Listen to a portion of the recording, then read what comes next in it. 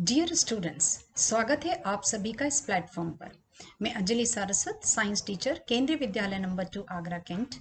Class 9th students के लिए मैं रिवीजन सीरीज स्टार्ट कर रही हूँ। रिवीजन सेशन चैप्टर के साथ important selected questions, all types of questions like single answer type, multiple answer type, practical skill based, assertion reason questions, case study based questions, सभी MCQ format में आपको यहाँ मिलेंगे। मैं इस डिजिटल प्लेटफॉर्म से कोशिश करूंगी कि आप अपने एग्जाम्स की तैयारी बहुत अच्छे से कर पाएं। क्लास 10th के लिए रिवीजन सीरीज स्टार्ट हो चुकी है। रिवीजन के अलावा एक्सपर्ट एडवाइस में आपको आपकी प्रॉब्लम्स और क्वेरीज का सॉल्यूशन एक्सपर्ट्स के द्वारा देने का मेरा छोटा सा प्रयास है। सो डियर स्टूडेंट्स, अगर आपने अभी तक चैनल सब्सक्राइब नहीं किया है तो कर लेना अच्छा होगा। साथ ही लाइक शेयर करके दूसरे स्टूडेंट्स तक वैल्यूएबल कंटेंट पहुंचाने में अपना योगदान दें। चलिए स्टार्ट करते हैं science revision series. Dear students, revision series में आज हम करने वाले हैं केंद्रीय विद्यालय नंबर 2 आगरा कैंट का पीरियोडिक टेस्ट 2 का सॉल्यूशन। 60 क्वेश्चंस कवर करने हैं। सॉल्यूशन थोड़ा लंबा हो जाएगा। जो डायरेक्ट क्वेश्चंस हैं उन पर मैं समय कम दूंगी, लेकिन जहां एक्सप्लेनेशन की जरूरत है वहां थोड़ा समय अधिक लगेगा। लेकिन मेरी कोशिश रहेगी कि आप इस वीडियो की मदद से हर क्वेश्चन का सॉल्यूशन अच्छे से समझ पाएं और आगे आने वाले टेस्ट को और भी बेहतर तरीके से कर पाएं। चलिए स्टार्ट करते हैं। Question 1, X is the mixture of iron fillings and sulfur and Y is a product obtained by heating the mixture X and crushing it to a fine powder. On bringing a magnet over both X and Y, what will happen? Question को समझ लेते हैं कि X mixture है iron filling का और sulphur का, simple combination है, तो ये फिजिकल चेंज है आपका। जबकि Y प्रोडक्ट है किसका? हीटिंग द मिक्सचर X, ठीक है, तो ये केमिकल चेंज है। बस अब हमें ये आइडिया लग गया कि हमारा क्वेश्चन फिजिकल और केमिकल चेंज से रिलेटेड है। क्या इसमें से सही है?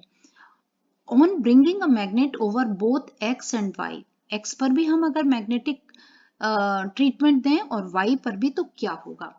A, X gets attracted towards the magnet but Y does not। देखिए हमें पहला ही ऑप्शन करेक्ट मिल गया है कि X, मैंने आपको बताया कि फिजिकल चेंज है, तो यहाँ मैग्नेटिक सेपरेशन पॉसिबल होगा, जबकि Y में मैग्नेटिक सेपरेशन नहीं होगा। सो A इज द करेक्ट, और ये तीनों आपको जरूरत भी नहीं पड़ेगी, लेकिन आप पढ़ लीजिए। Question 2, solutions A, B and C were filtered. Solution A is passed through the filter paper and the filtrate was clear. समझते जाते हैं कि हमें 3 सॉल्यूशंस दिए हैं, A, B and C, filter paper के थ्रू पास कर रहे हैं। जब A को पास किया तो क्लियर फिल्ट्रेट हमें मिला, ठीक है। बिल्कुल एक एक पॉइंट को समझते जाइए। क्लियर फिल्ट्रेट का मतलब है कि ये ट्रू सॉल्यूशन है। क्या है ये? True solution. Solution B pass through the filter paper and the solution was translucent. Translucent बना, इसका मतलब ये कॉलॉइड है। Solution C left residue on the filter paper. अगर रेसिड्यू रह गया, इसका मतलब ये क्या है? आपका सस्पेंशन है, सस्पेंशन, ठीक है। While the filtrate was clear, what is the relative size of the solute particles in solution A, B and C? तो हमेशा ध्यान रखिए, आपको पता है कि ट्रू सॉल्यूशन के पार्टिकल्स का साइज सबसे छोटा, कॉलोइडल पार्टिकल का उससे बड़ा और सस्पेंशन का उससे बड़ा। तो A है हमारा ट्रू सॉल्यूशन, तो A का साइज B से छोटा और B का साइज C से छोटा। हम देख लेते हैं इस कॉम्बिनेशन को, किस में सबसे ज्यादा C बड़ा है। हमें सबसे बड़ा C इसी में दिखाई दे रहा है। First option is the correct option. आगे चलते हैं। Question number 3, how can a colloid solution of egg albumin in water be prepared? Colloidal solution बनाना है आपको, एग एल्ब्यूमिन को वाटर में प्रिपेयर करना है, सॉल्यूशन बनाना है, ठीक है। अब सबसे पहले तो हमें ये पता होना चाहिए कि एग एल्ब्यूमिन कौन सा पार्ट है, ये जानना बहुत जरूरी है। तो egg albumin is egg white, ये एग वाइट, यानी कि एग का जो वाइट पोर्शन है वो एल्ब्यूमिन है। कैसे प्रिपेयर करते हैं उसको? मैं नीचे से ले लेती हूँ। तो देखिए हमें व्हाइट पोर्शन लेना है। अगर मैं ए बी सी डी चारों को अगर हम देखें तो देखिए इसमें व्हाइट पोर्शन आ रहा है, इसमें येलो पोर्शन है, इसमें व्हाइट एंड येलो दोनों हैं, तो दोनों हो नहीं सकते, हम हटा देंगे। इसमें येलो पोर्शन है, इसको हम ले नहीं सकते। एग शेल से हमारा कोई कंसर्न नहीं है जब हम एग एल्ब्यूमिन बना रहे हैं। तो बिल्कुल आपका एलिमिनेशन मेथड यूज करके आप ऑप्शन को चूज कर सकते हैं कि white portion means egg white of an egg in cold water with constant steering, लगातार घोलकर मिलाकर हम व्हाइट colloidal solution बना पाएंगे. So A is the correct option. Question number 4. 3 substances A, B and C were separated by using the method of sublimation. ये देखिए यहाँ बहुत इंपॉर्टेंट आ गया। जैसे ही sublimation आया एकदम आपके दिमाग में बात आ जानी चाहिए कि sublimation क्या मेथड है? It is a conversion of direct conversion of solid to gas or gas to solid. Out of A, B and C, one is ammonium chloride. और ammonium chloride क्या होता है? Substance that sublimes on heating. Other is sand and the third is sodium chloride. एक sand है, एक chloride है, sodium chloride है. On sublimation, A gets deposited on the inner surface of the funnel. Sublime होने पर A deposit हो जाता है, यानी कौन सा substance सबलाइम करेगा? ए सबलाइम करेगा। और कौन सा है? Ammonium chloride. बस इसी के अकॉर्डिंग आपको अपना आंसर मिल जाता है। ठीक है, तो हम देखते हैं कि कौन सा आंसर सही है।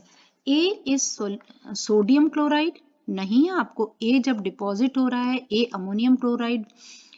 ठीक है, तो ए क्या है हमारा? Ammonium chloride. तो ये हमारा पहले ही रॉन्ग हो गया। A is sand, B plus C are ammonium chloride, दो तो हो ही नहीं सकते हैं, तो ये भी एलिमिनेट हो गया। A is ammonium chloride, B plus C are sand and sodium chloride. This is the right option, क्योंकि हमें पहले ही ये मिल गया था और D हमारा ऑलरेडी एलिमिनेट हो जाएगा। Question 5, which of the following is a colloid? ध्यान से समझ लीजिए, कॉलॉइड कौन कौन है? A aluminium paint, B blood, C milk, D all. ये तीनों aluminium paint, blood and milk, all are colloids, examples of colloids. So D is the correct option, right? Next, come to the question number 6. Select an example of a liquid metal and a liquid non-metal. यानी कि पहले liquid metal ढूंढिए, ठीक है? और liquid metal क्या होता है? आपको पता है, मरकरी। यानी अब हम क्या देखें, आप हमेशा कोशिश करिए कि आप एक वर्ड चूज कर लीजिए, उसकी पोजीशन देख लीजिए, फिर आप ऑप्शंस पर आ जाइए। तो लिक्विड मेटल हमारा क्या है? मरकरी। तो पहले हमें मेटल रखना है, तो देखिए क्या ए में मेटल मरकरी पहले है? गैलियम एंड मरकरी नहीं, ए में नहीं है, तो ये एलिमिनेट हो गया। B mercury and chlorine, C mercury and bromine, and D ये ब्रोमीन है, ठीक है? This is bromine and sulphur, right? तो देखिए फर्स्ट में हमें मरकरी चाहिए, बी में भी मरकरी है और सी में भी मरकरी है, लेकिन लिक्विड नॉन मेटल ब्रोमीन होता है, क्लोरीन नहीं। So C is the right answer. ये भी गलत और ये भी गलत। Question number 7, air is regarded as a mixture. Air को हम मिक्सचर कहते हैं, क्यों कहते हैं? ए इट्स प्रेशर में वेरी, क्या उसका प्रेशर बदलता है? नो, इससे कोई कंसर्न नहीं है। बी इट्स टेम्परेचर में चेंज, लेकिन इसका मिक्सचर होने से कोई कंसर्न नहीं है।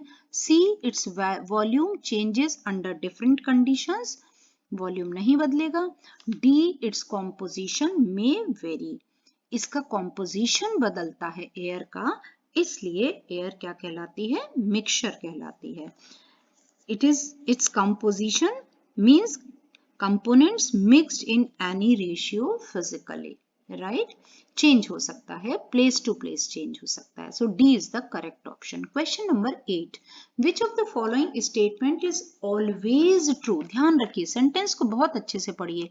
Always true when a substance undergoes physical change. जब फिजिकल चेंज हो तो इस चार में से एक बात जरूर होनी चाहिए। क्या?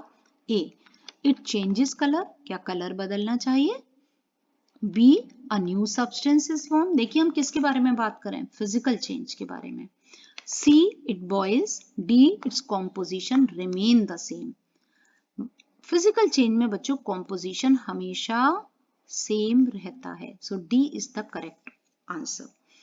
Question number 9, which of the following is not a compound? ध्यान रखिए, कुछ क्वेश्चंस में डायरेक्ट दिया रहता है इज अ कंपाउंड, बट यहाँ दिया है नॉट अ कंपाउंड। यहाँ जब भी नॉट दिया हो तो ध्यान रखना है कि जो नहीं है 4 में से वो छांटना है हमें, ठीक है। तो सल्फर डाइऑक्साइड, सल्फर डाइऑक्साइड का अपना फॉर्मूला है SO2, तो ये हमारा नहीं होगा, ठीक है, कंपाउंड है ये तो। और हमें पूछा है जो कंपाउंड नहीं हो, चौक कैल्शियम कार्बोनेट है, ये भी कंपाउंड है। लेड, लेड एक एलिमेंट है जिसे रिप्रेजेंट करते हैं Pb से, और सल्फ्यूरिक एसिड भी कंपाउंड है H2SO4, तो ये भी गलत हो गया। And the right option is lead और Pb। Question number 10. Brass is a mixture of approximately 30% dash and 70% dash. ये आपको याद होना चाहिए कि जो ब्रास होती है, पीतल जो होती है, वो एलॉय है। किसका है वो मिक्सचर? कॉपर और जिंक का, जिसमें कॉपर 70% होता है और जिंक 30% होता है। So D is the correct option. Question number 11, when a beam of light is pass through a colloidal solution it gets. देखिए जो कोलॉइडल पार्टिकल्स होते हैं उनका पार्टिकल साइज ऐसा होता है इस रेंज का कि वो लाइट को स्कैटर कर सकते हैं, ठीक है। दे शो टिंडल इफेक्ट। कौन सा इफेक्ट दिखाते हैं? टिंडल इफेक्ट, ठीक है। Scattering of light by colloidal particles is called Tyndall effect. तो रिफ्लेक्टेड, एब्जॉर्ब्ड, स्कैटर्ड। आंसर आपको ऑप्शन देखने से पहले ही मिल जाएगा अगर आपको कॉन्सेप्ट्स पता है।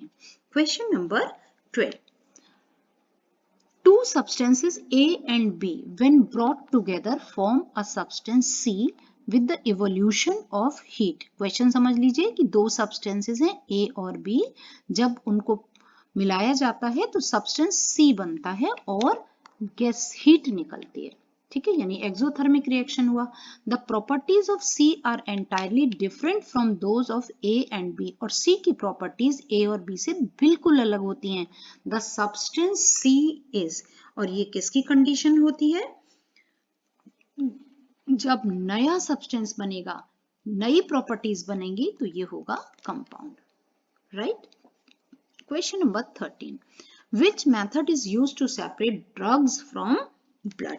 ये हमेशा ध्यान रखिए, ड्रग्स ब्लड से सेपरेशन के लिए या डाई को कलर से सेपरेट करने के लिए जो टेक्निक यूज की जाती है दैट इज क्रोमेटोग्राफी, ठीक है।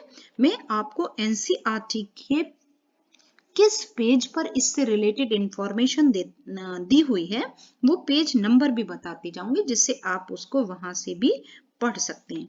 सो chromatography related information is given on page number 21, right?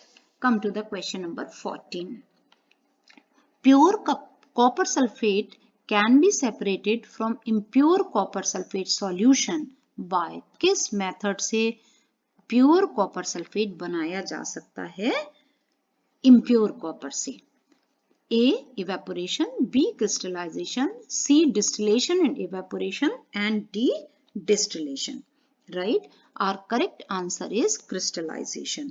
Crystallization is a method which is used to purify solids or salts. इसके लिए भी इंफॉर्मेशन है आपके लिए, ये आपको मिलेगा पेज नंबर 23। ये एनसीईआरटी बुक के नंबर्स डाल रही हूं मैं, और एक्टिविटी है आपकी 2.3, चैप्टर 2 है, वहां से एक्टिविटी 2.3 पर इसकी इंफॉर्मेशन आपको मिल जाएगी। Question number 15, the walls of sclerenchyma cells are generally thickened due to the deposition of A. cellulose, B. lignin, C. pectin, D. suberin। ध्यान रखिए, स्क्लेरेनकाइमा में जो थिकनिंग होती है it is because of lignin, lignin की वजह से होती है। Question number 16, the muscles which show alternate light and dark bands when stained properly are also called light dark bands। किस में आते हैं आपको अच्छे से पता है, they are basically striated muscles। कौन सी मसल्स होती हैं ये, स्ट्राइटेड मसल्स होती हैं। और स्ट्राइटेड मसल्स जिनमें बैंड्स प्रेजेंट होते हैं they are mostly attached to the bones and keep in body movement. इनको हम स्केलेटल मसल्स भी कहते हैं, इनको हम स्ट्राइटेड मसल्स भी कहते हैं और इनको हम वॉलेंट्री मसल्स भी कहते हैं। इसके डिटेल्स आपको मिलेंगे पेज नंबर 77 एंड फिगर भी आप देख सकते हैं। स्ट्राइटेड मसल्स का figure is 6.11a, right? Yes. Question 17, a cell will swell up if. ये बच्चों क्वेश्चन है कि सेल का साइज कब बढ़ जाएगा, ये हमारा ऑस्मोसिस से रिलेटेड है। यहाँ जैसे ही हम इस कॉन्सेप्ट को पढ़ें ऑस्मोसिस को, तो एक्सोस्मोसिस और एंडोस्मोसिस हमें याद आ जानी चाहिए। तो साइज कब इंक्रीज होगा, द कंसंट्रेशन, ए देख लेते हैं, the concentration of water molecule in the cell is higher than the concentration of water molecule in surrounding medium. बाहर कंसंट्रेशन कम है और कंसंट्रेशन वाटर का अंदर है। और ऑस्मोसिस आपको मालूम है कि movement of water molecules from higher region to lower region through semi permeable membrane. तो हमें क्या ढूंढना है कि अगर साइज इंक्रीज हो रहा है इसका मतलब एंडोस्मोसिस हो रही है। क्या हो रहा है, एंडोस्मोसिस, ठीक है, यानी पानी बाहर से अंदर जा रहा है, वाटर, तभी साइज इसका बढ़ेगा, ठीक है। दूसरा ऑप्शन हम देख लेते हैं, फर्स्ट ऑप्शन तो हमारा सही नहीं है। Second question number, option number 2 पढ़ते हैं, the concentration of water molecule in surrounding medium is higher than water molecules concentration in the cell. बिल्कुल सही है कि वाटर का जो कंसंट्रेशन है सराउंडिंग मीडियम में ज्यादा है और अंदर कम है, ठीक है। So B is the correct option. ये दो हमको जरूरत भी नहीं है और पढ़ना चाहें तो आप पढ़ सकते हैं। Question number 18, proteins manufactured by, proteins कहाँ बनती हैं, कौन बनाता है, A mitochondria, B ribosomes, C plastids and D endoplasmic reticulum. आपको याद रखना है कि ribosomes are the sites of protein synthesis. They are attached to the rough endoplasmic reticulum RER and these are the sites for the protein synthesis. यहाँ protein की manufacturing होती है। Question number 19, which cell organelle plays a crucial role in detoxifying many poisons and drugs in cell?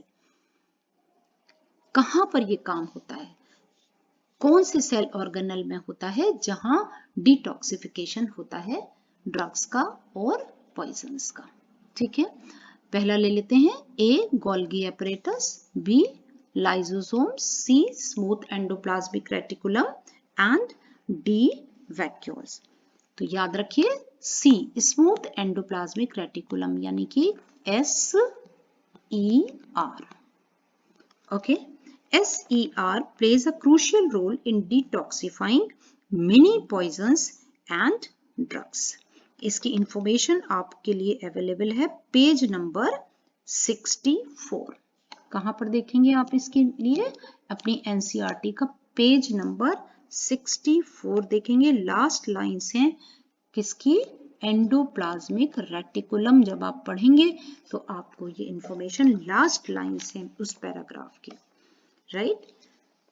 Next ले लेते हैं question number 20, the cell organelle involved in forming Complex sugars from simple sugars are endoplasmic reticulum, B. ribosome, C. plastids, and D.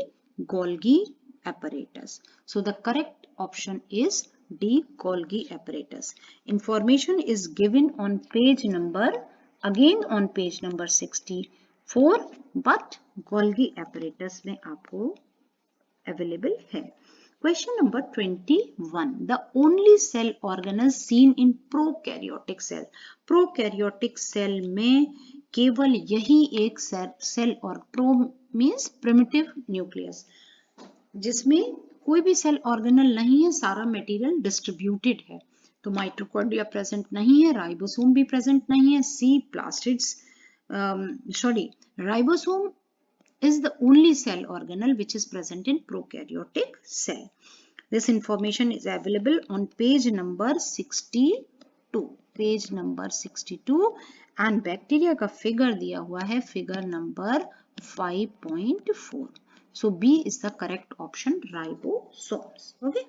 Question number 23. 23 पर आ जाते हैं. 22. Which of these statements is not related to the endoplasmic reticulum? फिर आ गया बात not. कौन सा statement endoplasmic reticulum को डिफाइन नहीं कर रहा है? यानी 4 में से 3 ऐसे हैं जो डिफाइन करेंगे, उसकी वर्किंग या उसके स्ट्रक्चर को बताएंगे, लेकिन एक नहीं बताएगा. ठीक है. So let's see A. It behaves as transport channel for proteins between nucleus and cytoplasm. बिल्कुल सही है ये. B.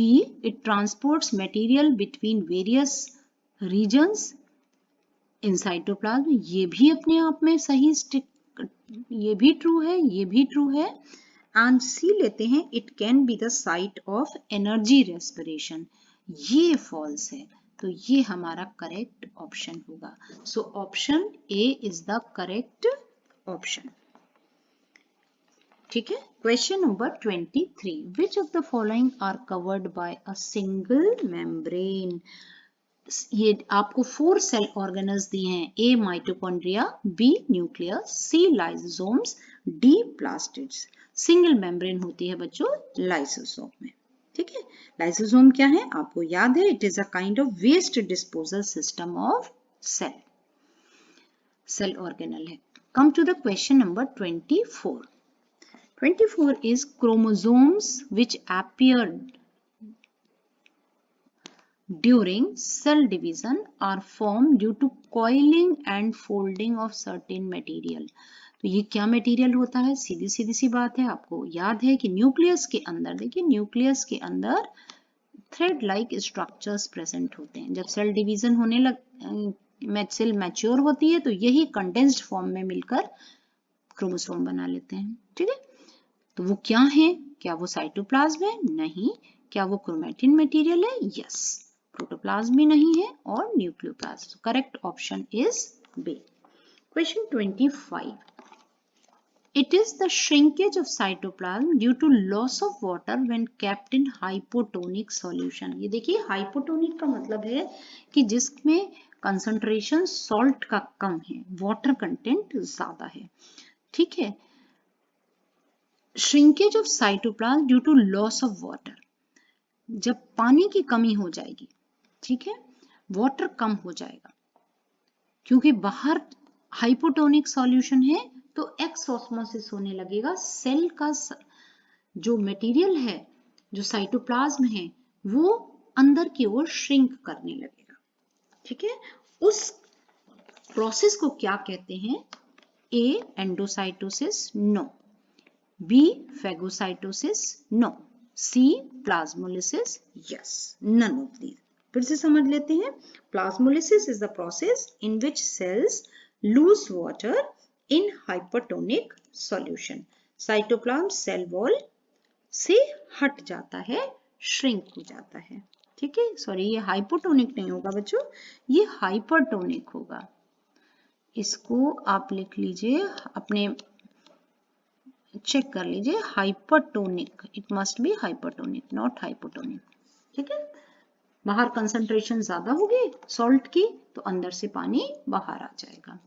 Question number 26. Following is the organ in which the cartilage is not found. इनमें से किस ऑर्गन में कार्टिलेज प्रेजेंट नहीं होता, not found? Options are A nose, B ear, C kidney and D larynx. Nose, ear and larynx सभी में cartilage present होता है। किसमें प्रेजेंट नहीं होता? किडनी में। कार्टिलेज समझ लेते हैं कि कार्टिलेज होता क्या है। Cartilage is a connective tissue found in many areas of the body including nose, ear, larynx, joints, between bones, between the vertebrae, in the spine, but not in kidney. Right? Question number 27. When a hanging carpet is beaten with a stick, the dust particles start coming out of it. This phenomena can be best explained by making use of. किसके ऊपर depend कर रहा है ये? Newton's first law of motion.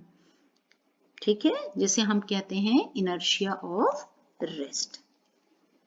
ठीक, it is the law of inertia. Inertia से भी हम इसको एक्सप्लेन करते हैं। Question number 28. Force required in accelerating 3 kilogram mass at 5 meter per second square and 5 kilometer, ये 4 नहीं है, ये 5 किलोग्राम है। Okay, 5 kilogram mass at 4 meter per second square। ठीक है, दो कॉम्बिनेशंस दिए हैं हमें, 3 kg एंड एक्सेलरेशन 5, और यहां दिया है एक्सेलरेशन 5। ठीक है, मास उतना ही है आपका, mass is 5 and acceleration is 4। तो चलिए, आपसे पूछा है कि फोर्स रिक्वायर्ड इन एक्सेलरेशन, कितना फोर्स चाहिए। ठीक है, किस में ज्यादा चाहिए या किस में चाहिए?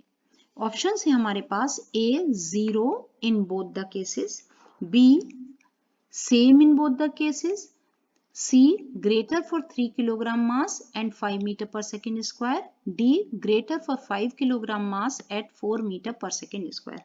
बहुत ही सिंपल है, हम फोर्स कैलकुलेट कर लेते हैं दोनों सिचुएशंस के लिए। यहाँ सिचुएशंस हम देख लेते हैं, F is equal to ma।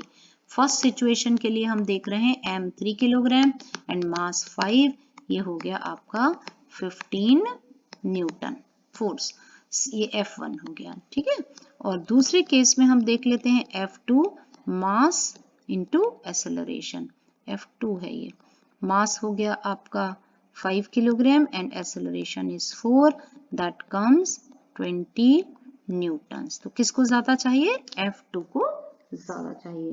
तो हमारा करेक्ट आंसर हो गया D, greater for 5 kilogram mass at 4 metre पर second square. Okay, now question number 29.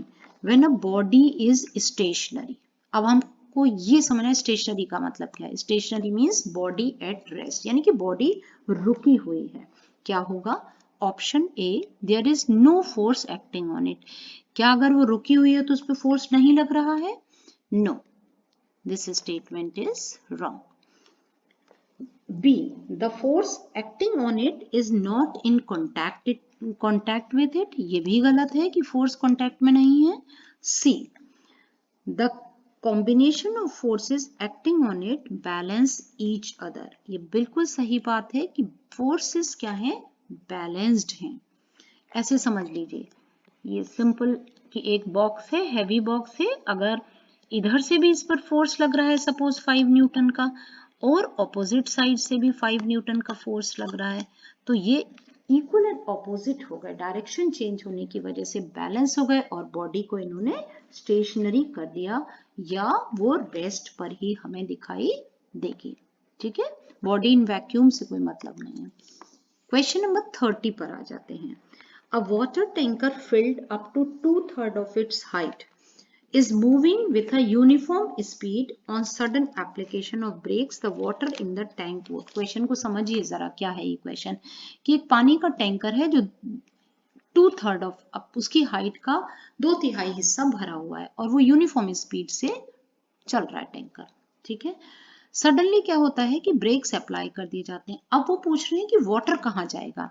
ए मूव बैकवर्ड, क्या पीछे की ओर पानी जाएगा। बी मूव फॉरवर्ड, क्या पानी आगे की ओर जाएगा।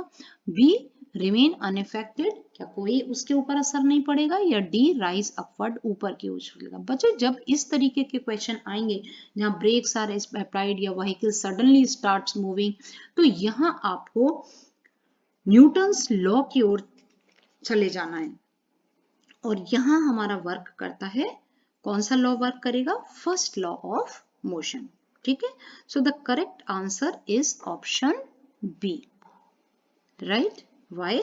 Because due to Newton's first law of motion और law of inertia, any objects keep moving in the same direction with the same speed as long as no external force is applied on it, ठीक है, तब तक वो चलता रहेगा।